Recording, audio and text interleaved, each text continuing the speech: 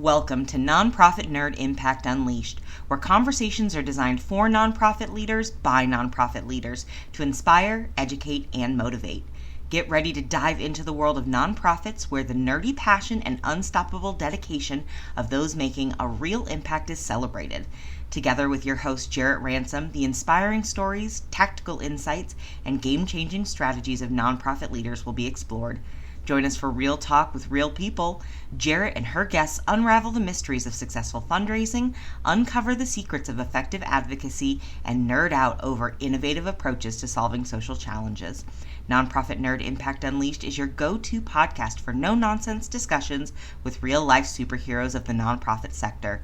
Get ready to unleash your inner nerdiness and discover or rediscover how to change the world together. Now let's dive in and embrace the power of our nerdy side.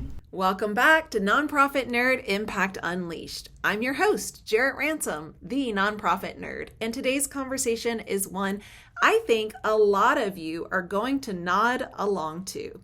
I'm joined by Mitchell Jeffery, founder of Ember Collective, and we're digging into what Mitchell calls the forgotten middle. Those steady, reliable team members who show up, do good work, and too often get overlooked because they're not in crisis or asking for attention. This is a practical, thoughtful conversation that challenges some common assumptions about performance and reminds us to look for support needs before jumping to conclusions. Before we dive in, a huge thank you to Fundraising Academy at National University and Bloomerang for sponsoring Season 9 of the podcast. Your support helps make these important nonprofit leadership conversations possible. All right, nerds, let's dig in.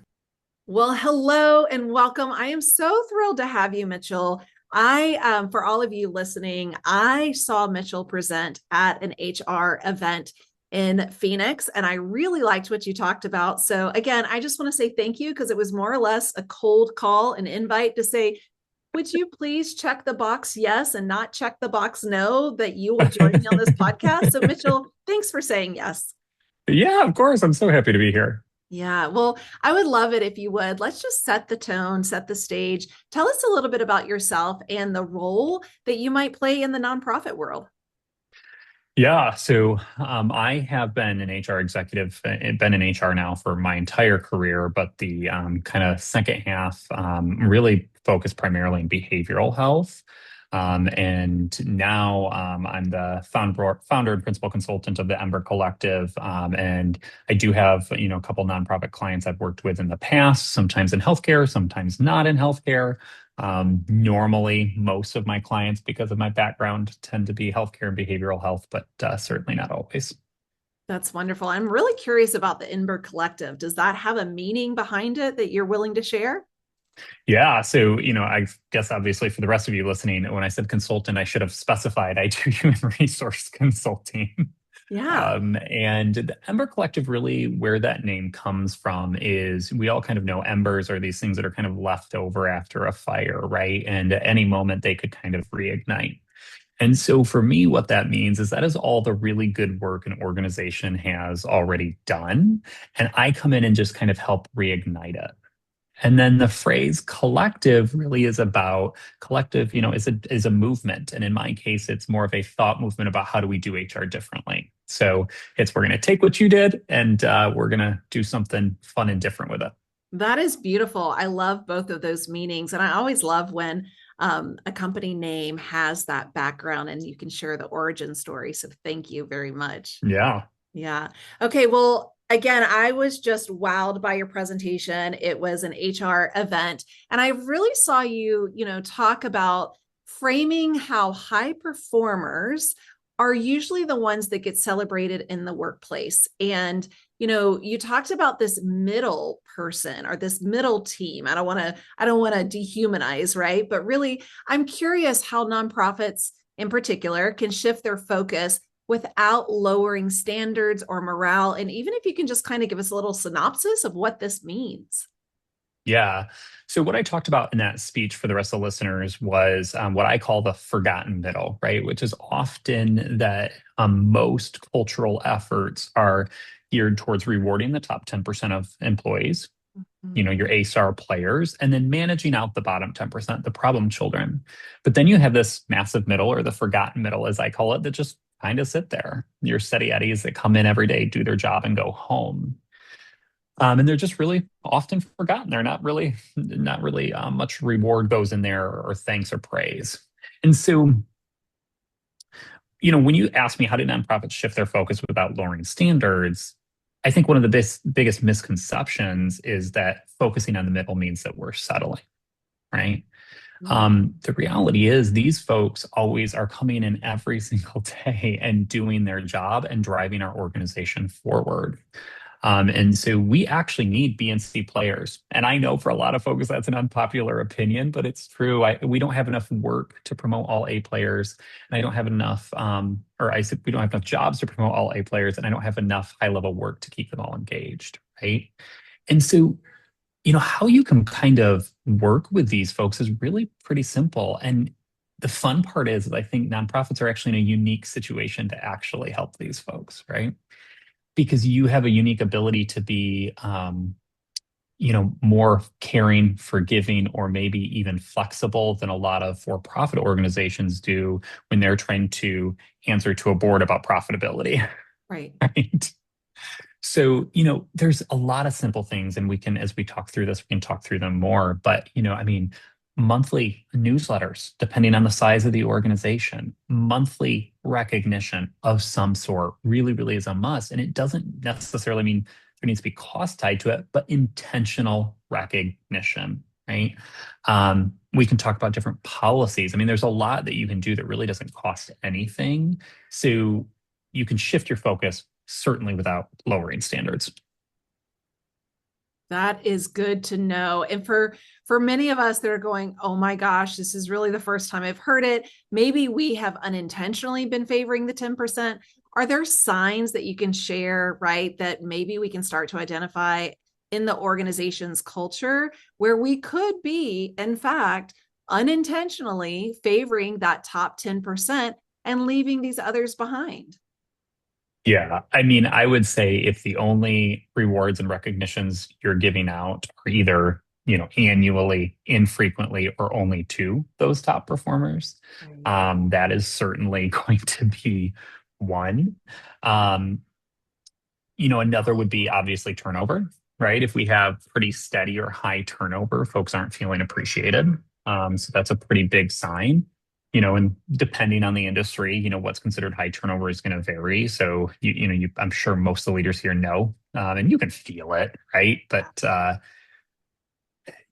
when there's policies that don't allow for real life to happen, right? And so, I will give a simple example, but let's talk about attendance policies, for example, right? I've never been a big fan of point-based systems, because that means that maybe I have an A player that has been a really, really good employee for 5 years. Life has now happened, but the point system is so strict that I have no wiggle room now, and I've got to discipline or terminate, right? And so, when your policies are so strict that they don't allow for life to happen, or us to kind of move or shift when the organization shifts, that would probably be another big sign.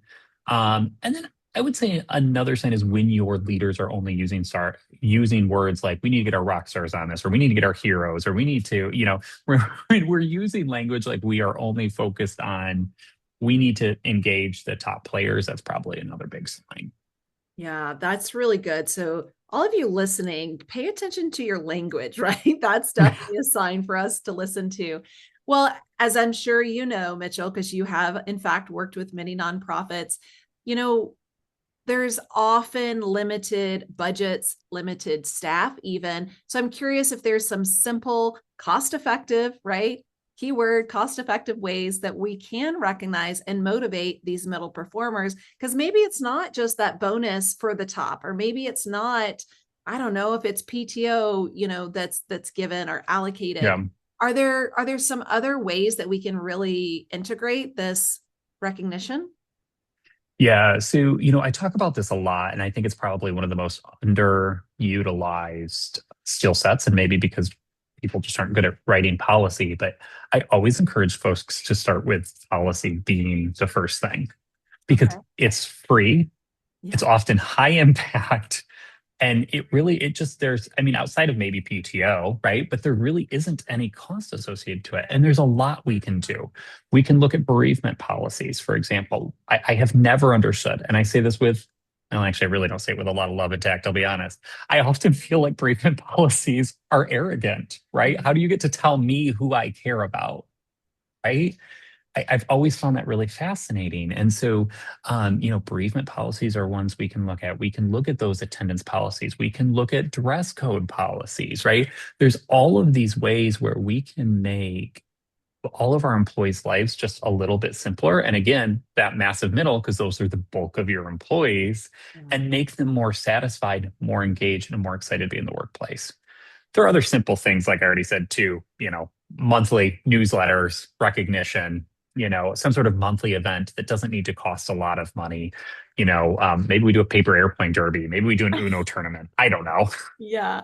I gotta say, and I shared with you before we went live, like one of the big service lines I offer is interim CEO. So I come in during an executive transition, and I gotta tell you, the first thing I do is an audit, right? And some of that is a listening audit. I'm just, observing, but then I also get into the weeds and the policies. So I see a lot of copy and pasting. Like we have this handbook because somebody else just sent it to us. So we copied and pasted and we Hmm. changed our name. And yeah, we adopted their bereavement, we adopted their whatever, because this is the policy and this is the handbook that we inherited. And I see that all too often. So I really liked your lack of tact in the bereavement because I see it all the time. It's just Yeah. because we're nonprofit doesn't mean that we get, last season's wardrobe or last decade's, handbook. Yeah.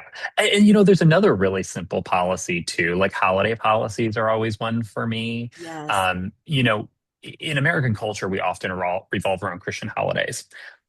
I recognize and understand that we're never going to get away from that, right? But we have an opportunity to support more people by adding carve outs. Yeah. Maybe you're not Christian and you don't celebrate Christmas. Fine, no problem. We'll give you another holiday off of your choice instead, Mhm. right? Agree. Now, maybe that means if your office is still closed, fine, they don't get paid for that day, right? I mean, maybe we're not supplementing pay if the office is truly closed. Maybe you're not closed and they can work that day, right? But there's a lot of policies around that. And what I challenge organizations often is if you are an operational leader sitting here going, yeah, but Mitchell, I don't know how to work with this, or I don't know, or my HR person says this is too difficult, or we can't manage this, then I'm going to politely challenge that you probably have an HR person in place who does not have the skill set necessary to assist the organization. Not that they're a bad person, not that they even need to leave, but that's where folks like me and others might be useful to you. Yeah, and to complement what's already there. Okay, Yeah. that makes me think about vulnerability and really wanting to know what role, if there is a role, that leadership vulnerability might play in building out this strong and equitable culture. I love that you brought up, traditionally, yes, in America, we tend to go towards, Christian holidays. I had the great opportunity to work with so many organizations that really do that backwards, and it is open, like it is very Hmm. open, and I really appreciate, because I think that does build on that strong and equitable culture. So I'm curious how leaders can model the behavior that they want to see, and if vulnerability, shout out Brene Brown, plays a role in that. Yeah. No, I really think it does. I mean, there's a lot to vulnerability, I think. I think there's the part of being more vulnerable just as a leader, not as a person, right? And that just means that we need to be honest about the reality of where the organization is or what's going on, right? That is a level of vulnerability. And often I feel like that is the biggest thing that hurts leaders, right? So I'll give a simple example is recently working with an organization and merit increases. They were still struggling through with, are we going to get merit increases out on time or not? And rather than just sending out a message and saying, hey guys, listen, We hear you. We know you're struggling to put beef on the table, right? Yeah. Right. Um, we also have had some rate cuts and things like that we're trying to work through, but we want you to know we still care and listen, right? Unfortunately, they didn't send out a message like that. And then guess what happened? Everybody became really, really frustrated, feeling like they weren't cared about, right? So that's that kind of, I think, honest about the reality as a leader. Mhm. I also think there's a level of vulnerability that comes into play just as being another human being.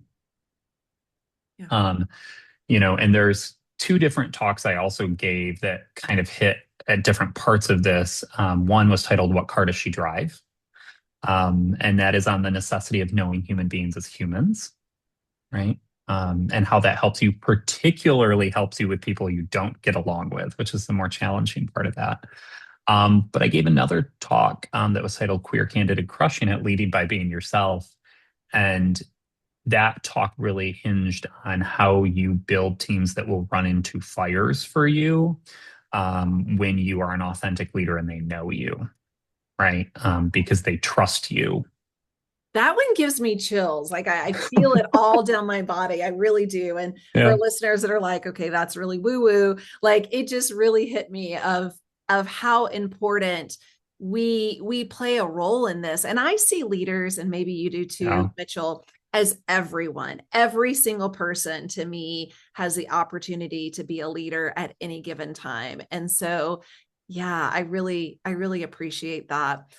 I want to ask you because back to our leaders, there's so many listening, and some of them might be going, oh, this is us. This is my organization. This is what we are unintentionally, inadvertently doing. So, is there one action, maybe even two, that you can, give them that they can take right now, tomorrow, next week, whatever, to improve this performance culture? Because I'm sure a lot of our leaders, our listeners, they're waking up going, oh my gosh, I didn't realize I was doing exactly what Mitchell's saying. Let's not do that. Yeah. When I talk to friends, colleagues, others that work in the nonprofit world, often what I hear is something to the extent that they feel their leader is tone deaf on an issue. Okay. And that often I think is because there isn't any insight gathering so I think one of the things would be is to be open and vulnerable enough to allow yourself to have somebody within your organization, right? I've been lucky enough, I've had leaders who they allow me as the HR person to go in and say, hey, listen, love you, mean it, but you're missing this over here. Right. Right.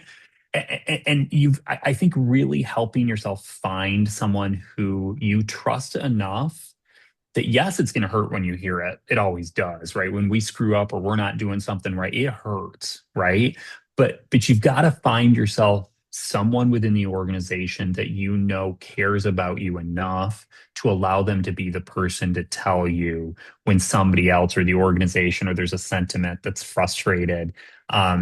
Because otherwise all you end up having is a bunch of silent quitting, right? These people Yes. that sit there and they're doing their job, but they're either no longer following you, and maybe in worst case scenario, they no longer even believe in the mission because of the inner workings of the organization. Right. And on the side, they're searching for a job and maybe even applying while they're on work Right. hours, right? Like it Yeah. happens. Yeah. Okay. Well, what about for organizations listening? And I mentioned to you, listeners for this podcast is really the spectrum, but mostly nonprofit leaders, which could be Yeah. staff, which could be volunteers, which could be board members, right? And they're realizing we're going to need some help. We need to know, like, how can we best rebuild the culture? How do we motivate this middle? How does your firm, the Ember Collective, and now we know the origin story of that and that reignition, how does an organization typically partner with you? Yeah. So, what I often say my elevator speech, right, is that we help operational leaders get out of day-to-day HR. Okay. And for each of our clients, that can look a little bit differently. For some of them, it means that we are, in fact, actually doing the recruiting or maybe even the payroll. Yes. right? Or, the system maintenance or all of those kind of things. For others, maybe it's a little bit higher level. Maybe they have an HR coordinator, but they can't really assist with employee relations or policy writing, or they need a mentor, right? And then we come in more as that executive style leader for them to help support and grow and nurture. And so it really kind of depends. When I meet with folks, I kind of ask them, what's working for you right now? Where's your frustration point? And then we start to blend, but we can be very tactical for them, or we can come in and support with project based or ongoing leadership. So maybe it's policy rewrites, as we've been talking about. You just want me to look over your handbook? Awesome. We can certainly support with that. Yeah, that's really good to know. And what kind of results do you help nonprofits achieve?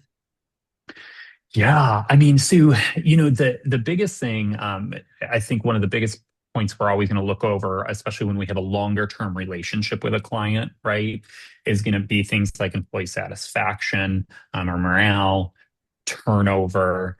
Certainly, with turnover, maybe you're a higher turnover entity because of the type of work you do.